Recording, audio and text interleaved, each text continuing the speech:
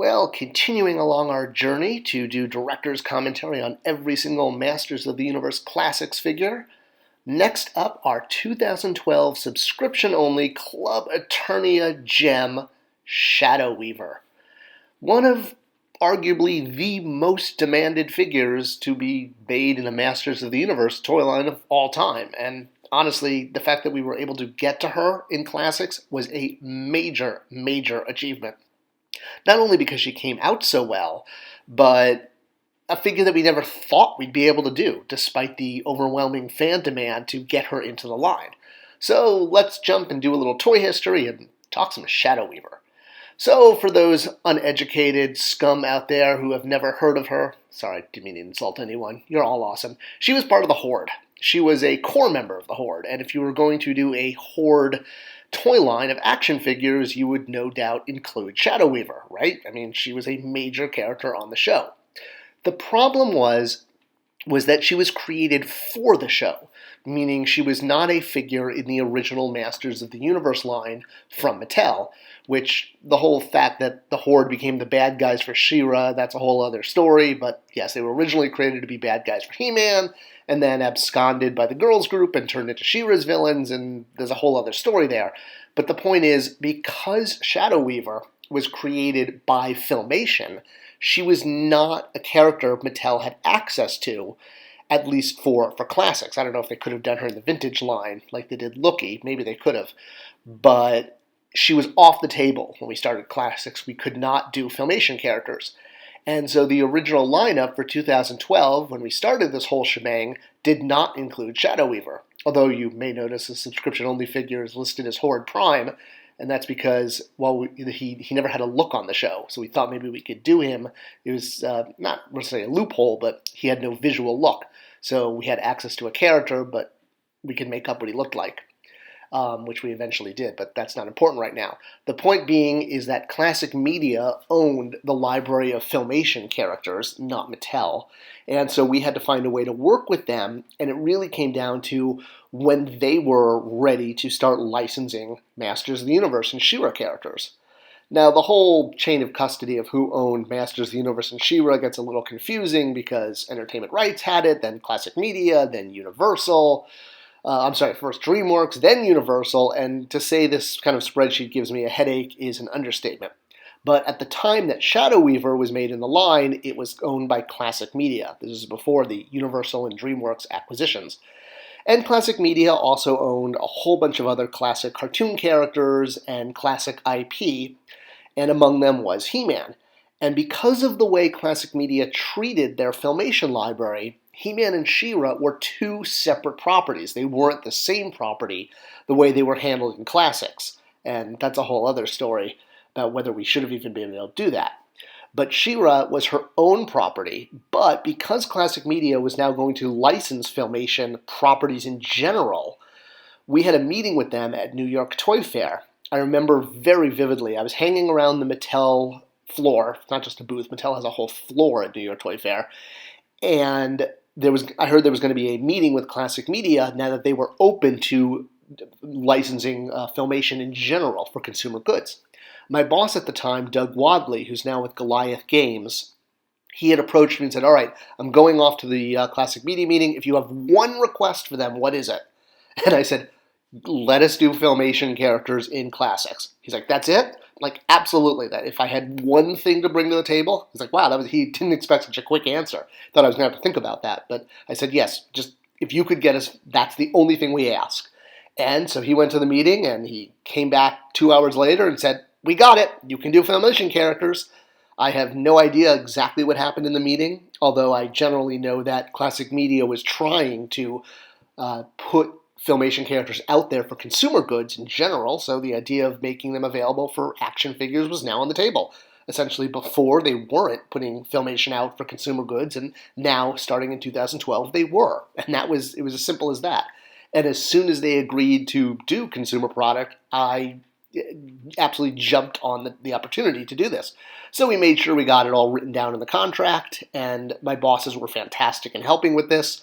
And we rushed to get her in the line. And one of the ways we were able to do this is because, as you can see, She was a fully tooled figure, but she didn't have that many parts. She only bent at the waist. She didn't have any legs. And that made it a lot easier to tool because her tooling bill was very low because she just had this long robe which covered her legs, which meant we didn't have to tool up unique legs and unique, shins and feet and all that.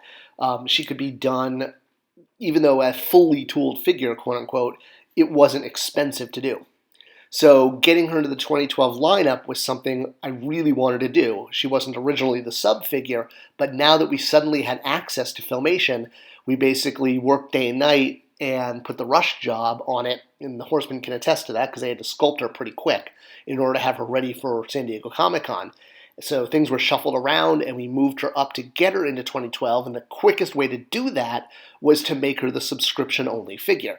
And yes, I know people say, well, you were just using her as a carrot to get people to subscribe, and my answer is, of course we were! Yes, using the most fan-demanded character as a carrot to get you to subscribe to the program that was going to keep the line going?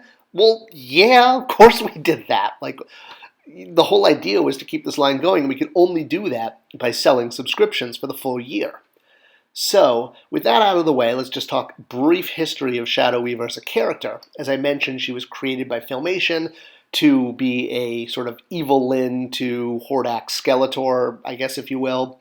And her origin was expanded upon in both the UK comics and in Filmation, that she was once a sort of good magic wielder named Light Spinner, but then she, fell to the evil side and became Shadow Weaver. Get it? Light Spinner, Shadow Weaver. And this was picked up in the Netflix She-Ra series as well, where they introduced her and kept her origin the same as a character that went from Light Spinner to Shadow Weaver. It's really not that much more complicated, and you could check out the episodes if you want to see all of the details, or read her bio on the back of the package. No reason to go into that here. But she's also tied into She-Ra's origin, is that she was the one who kind of kept She-Ra under control for Hordak. And in Classics, we gave She-Ra her own personality at this point, calling her Despara, which was something Rob David added, which was great. I love that he came up with the Despara concept, which then found its way into DC Comics and into Classics.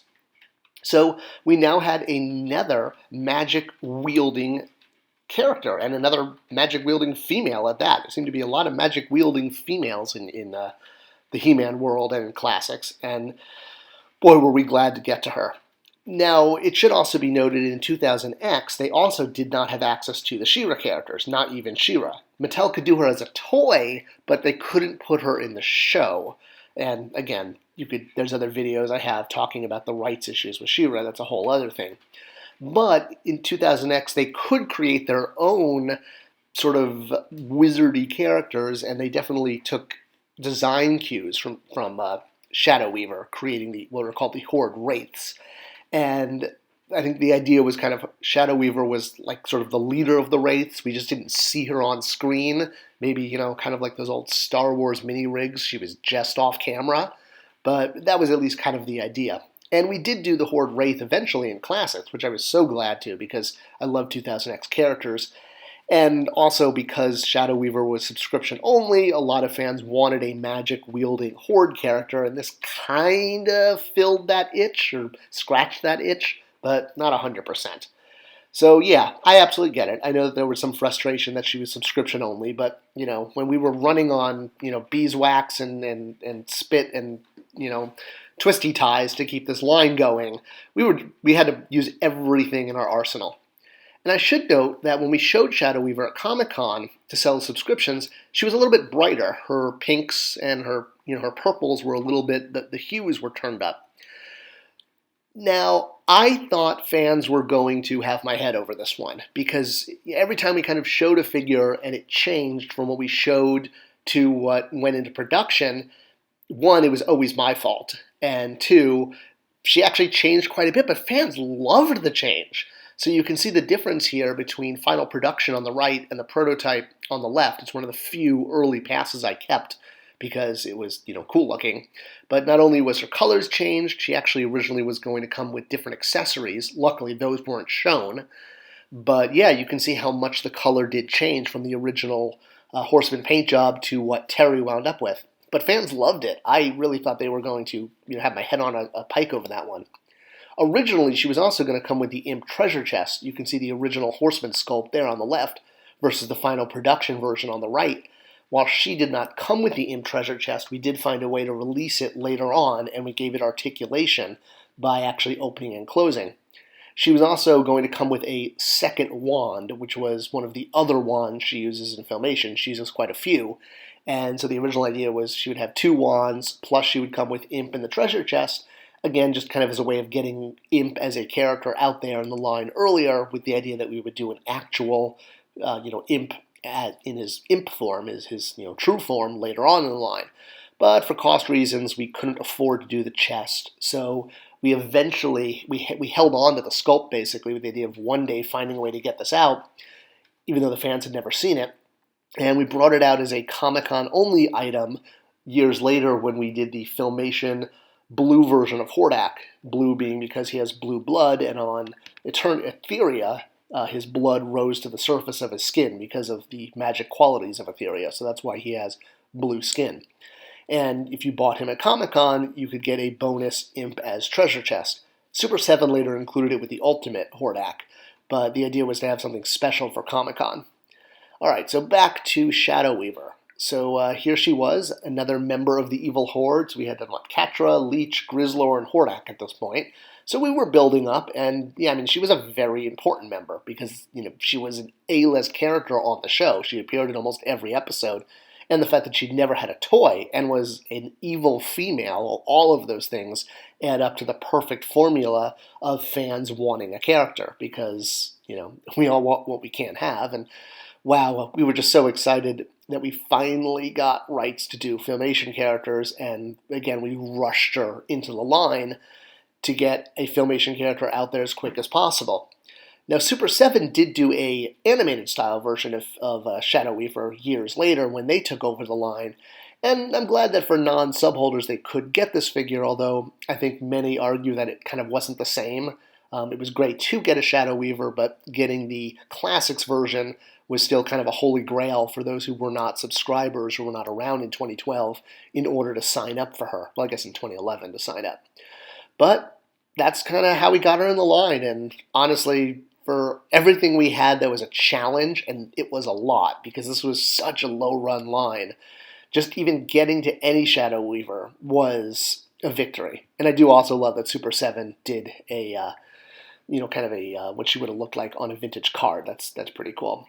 She's a great character, and I'm so glad we got to her. And luckily, she was just going to be a harbinger of many more Filmation characters to come. We were just getting warmed up.